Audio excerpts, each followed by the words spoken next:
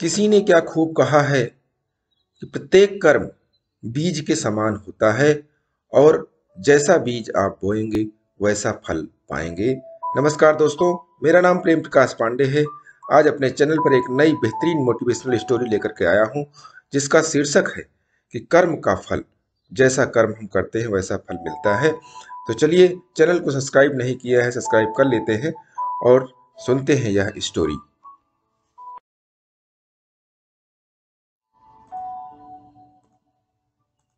राजा भोज उज्जैन के प्रसिद्ध राजाओं में से एक थे। उनके यहाँ धन लक्ष्मी का साक्षात वास था। उनके कुछ मंत्री स्वामी भक्त थे तो तथा कुछ लापरवाह और गैर जिम्मेदार थे। ऐसे ही एक मंत्री जो गैर जिम्मेदाराना कार्य किया करते थे, लोगों को परेशान करते थे। उनकी आए दिन शिकायत राजा भोज के समक्ष आया करती थी। एक दिन राजा भोज ने गैर जिम्मेदार मंत्री तथा एक स्वामी भक्त मंत्री को दरबार में उपस्थित होने के लिए आदेश दिया। आदेश के अनुसार दोनों मंत्री वहां दरबार में राजा के समक्ष उपस्थित हुए। राजा ने दोनों को एक थैला देकर बाग में जाकर फल लाने को कहा। दोनों मंत्री शाही बाग में जाकर फल तोड़ने लगे। जिम्मेदार और स्वामी भक्त मंत्री ने अपने राजा के लिए सुंदर, स्वादिष्ट और ताजे फल तोड़े और अपना थैला भर लिया। वहीं कामचोर और लापरवाह गैर जिम्मेदार मंत्री ने विचार किया, राजा कौन सा थैला देखेगा और फल चुनेगा, जो समझ आए वही झटपट भर लेता हूं। ऐसा सोच विचार कर उसने कच्चे पक्के, सड़े गले सभी प्रकार के फल से झटपट अपना थैला भर लिया। दोनों मंत्री अपने अपने फल के थैले को लेकर दरबार में उपस्थित हुए। राजा भोज ने अपने सिपाहियों को आदेश दिया, दोनों मंत्रियों को उनके थैले के साथ कैद खाने में कैद कर दिया जाए। आदेश का पालन हुआ। दोनों मंत्रियों को थैलों के साथ कैद कर दिया गया। राजा ने आदेश दिया था कि उन्हें भोजन न दिया जाए। ऐसा ही हुआ। दोनों अलग अलग कोठरी में कैद थे। भूख लगती तो थैले से फल निकालकर खा लेते और अपनी भूख शांत करते।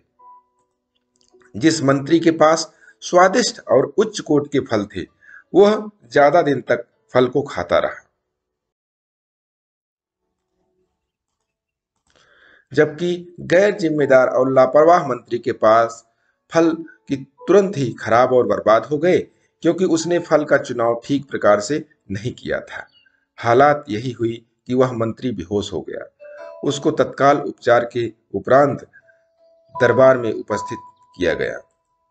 राजा भोज ने मंत्री को समझाया, यह जीवन एक सुंदर बाग के रूप में है।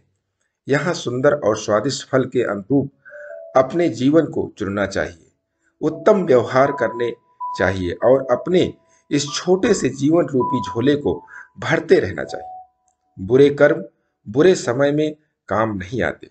अच्छे कर्म ही बुरे समय में संबल बनते हैं, सहारा बनते हैं। इसीलिए सभी को अच्छे कर्म करते रहना चाहिए।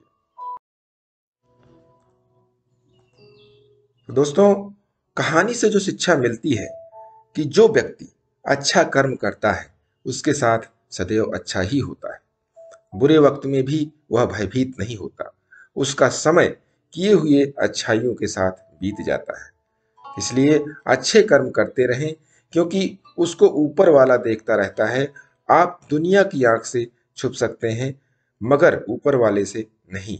इसलिए कोई भी काम हो, चाहे अपना या मालिक का, ईमानदारी से करते रहें और प्रतिदिन सुबह 5:30 बजे एक नई कहानी, एक नई उमंग के साथ करें दिन की शुरुआत। तब तक के लिए छोटों से मिले प्यार और बड़ों से मिले आशीर्वाद और भगवान के सहारे के साथ यही कहूंगा कि काम तो सभी करते हैं, पर काम करो कुछ ऐसा कि उदाहरण बन जाए। स्टोरी अच्छी लगी, लाइक कीजिए, शेयर कीजिए, कमेंट्स कीजिए और चैनल को अभी तक सब्सक्राइब नहीं किया, सब्सक्राइब कर लीजिए। और नई नई बेहतरीन मोटिवेशनल स्टोरी पाने के लिए प्रेस बेल आइकन।